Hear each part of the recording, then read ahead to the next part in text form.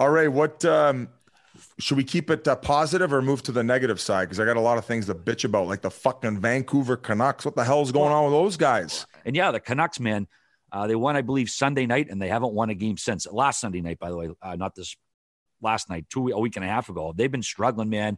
Demko's been overwhelmed. I think he's been playing all right, but I just think they're just giving up too many shots. They're not getting much support. What have you seen from them? Just, yeah, like too much run and gun. And like everybody bitched about their defensive game coming in to the season and say they're just not very good defensively. Like, it's easy to just kind of point at the guys on the back end. I just think structurally they run and gun too much for I guess the lack of offense that they're even providing now. And they got some guys that are struggling. So I said, like, their fan base is as engaging as any, because I'm like, what the fuck is wrong with this team? Like, 2-goal lead in Vegas, Gonzos, they lose 7-4. You mentioned Demko is not the issue. I think just overall the team chemistry and the overall structure of the 200-foot game, it's a bit of a fucking shit show. And Pettersson's getting a lot of criticism right now. Now, it's still early, and I find that sometimes when guys hold out and they get to camp late, they always naturally have very slow starts to the year. Do you find that, Whit? Because it's like, then you got the money, the whole experience is you didn't get the training camp like the other guys did, so you're not quite in that shape that the other guys are, and then all of a sudden the contact starts, and it's like, oh fuck, it's hard to play catch up on the conditioning side of it. Yeah, that can be true. No doubt. And he's playing like a complete dog right now. And then another thing too is the fan base is bitching about ownership, and they said that they need a new general manager. Now,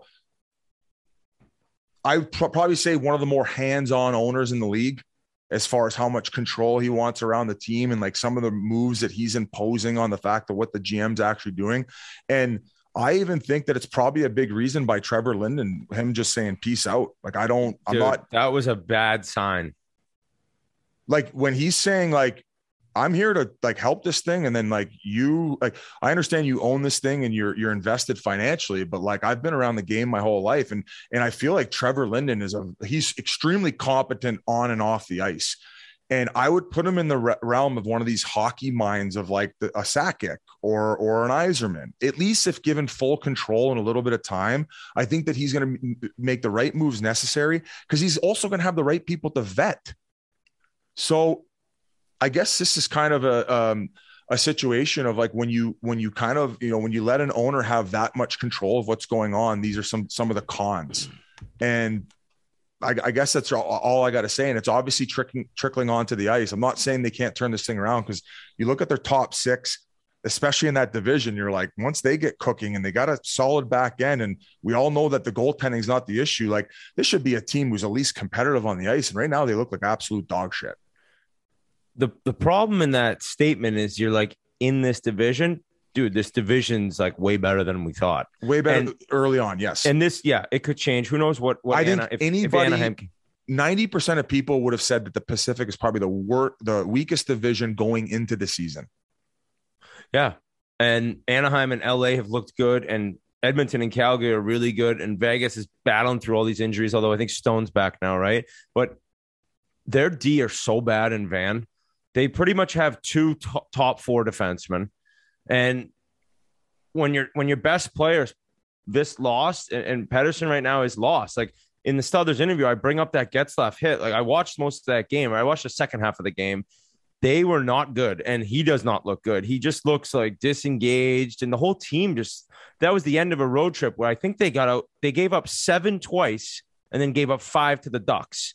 It was like 19-6 or something. They were outscored in 3 games, just shit kicking after shit kicking.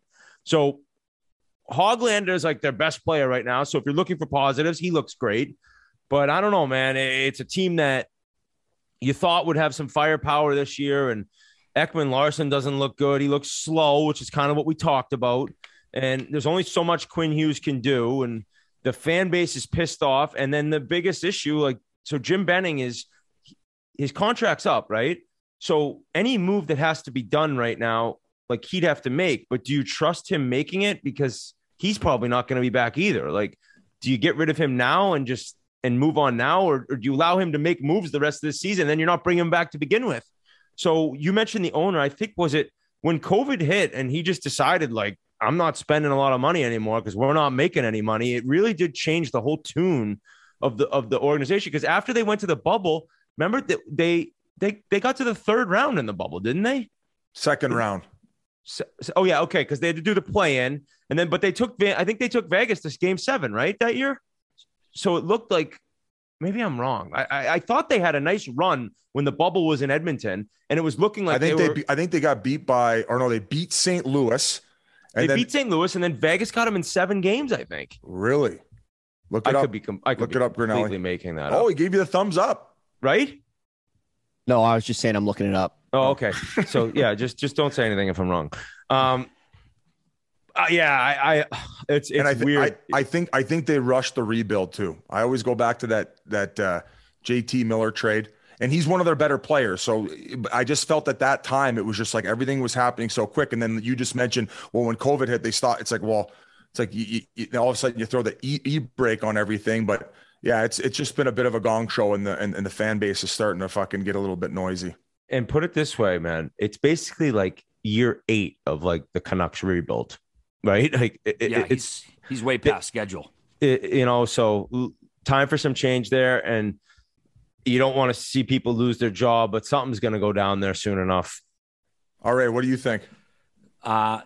Yeah, I mean, like what said, if this is his lame duck year and he's not under contract, then you don't want a guy making moves just to save his job but hurt the future of the franchise. So they got to make a move, either commit to him beyond this year or maybe just cut bait and bring someone else in, because you don't want a lame duck GM.